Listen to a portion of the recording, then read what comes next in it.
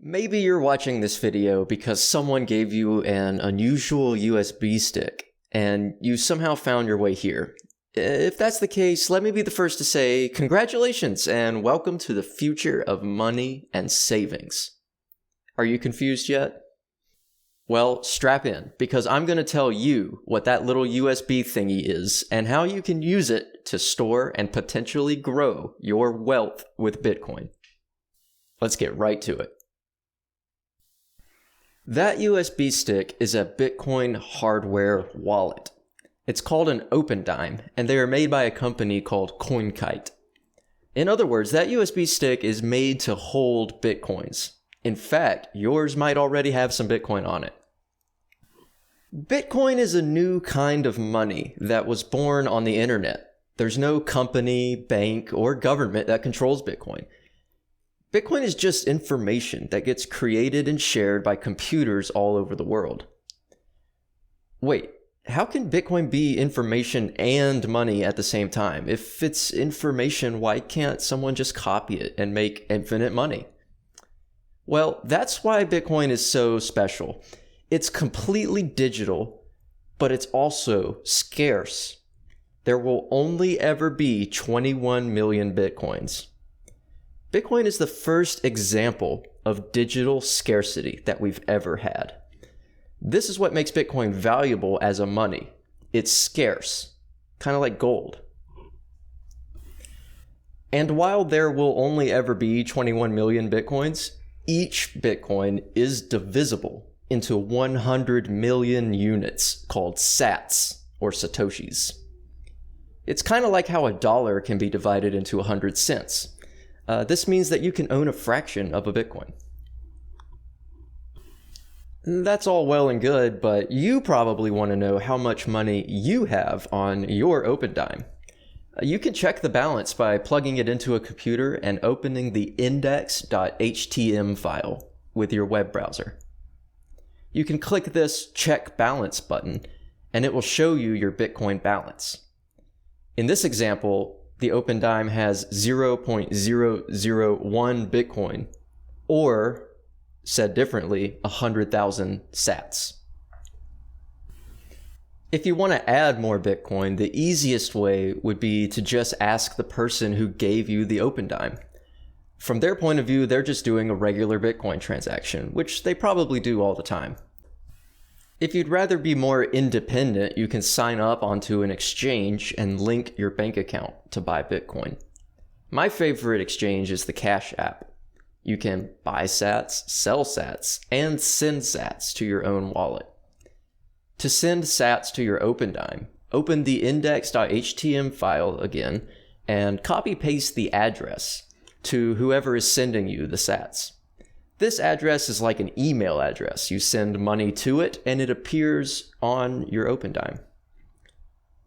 The Opendime is like a Bitcoin piggy bank. You can keep stacking sats, or storing fractions of a Bitcoin, for as long as you want. But when you're ready to spend your Bitcoins or move them off the Opendime, you have to physically break the device by pushing a needle through this hole. When you do this, a new file will appear on the drive called privatekey.txt. The contents of this file are a secret password that allows you or anyone else to spend the sats on this Opendime. Don't do this until you're absolutely ready to spend. If you need help spending coins from the Opendime, just ask the person who gave it to you for some help. So now you know how many sats you have and how to add more sats. But what does your Bitcoin balance translate to in terms of your local currency? To find this out, just look up the price for a whole Bitcoin and multiply that by the amount of Bitcoin you have. That's how much you could get if you sold your Bitcoins right now. But you might not want to sell your Bitcoins right away. Bitcoin's price is volatile, but over the long term, it tends to go up. When Bitcoin was first created in 2009, it was worthless. People called Bitcoin magic internet money and they sent it to each other as a meme. Soon, though, people started trading real things like pizzas for Bitcoins. Then, Bitcoin exchanges enabled people to buy and sell their coins for US dollars or other currencies. Ever since the first exchange opened in 2010, Bitcoin has had an official exchange rate, or a price denominated in US dollars or some other currency, at which anyone could buy or sell their coins for. This price is purely based on supply and demand. Since Bitcoins are scarce and the demand for them is always changing, the price is always changing as a response. Bitcoin is always improving as legions of nerds volunteer their time to make Bitcoin work better for everyone. People are discovering new applications for Bitcoin every year. This causes the demand for Bitcoin to rise. And since the supply is limited, the price must also rise. This makes Bitcoin a great store of value. Over time, you'll be able to buy more and more things with Bitcoin, as both the value of your Bitcoin increases and as more people start to accept it as a form of payment.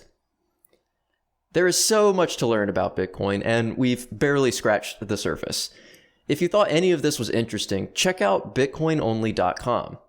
It has links to articles, podcasts, and videos to help you learn more about Bitcoin. If you thought this was boring, then no worries. Just keep your Opendime safe and secure for a few years, and maybe one day you'll check the price of Bitcoin and realize that you now have a small fortune. If you want to introduce someone you care about to Bitcoin, consider sending them an Opendime with a link to this video. In any case, I hope this video was helpful. Leave your questions in the comments below, and I'll see you in cyberspace.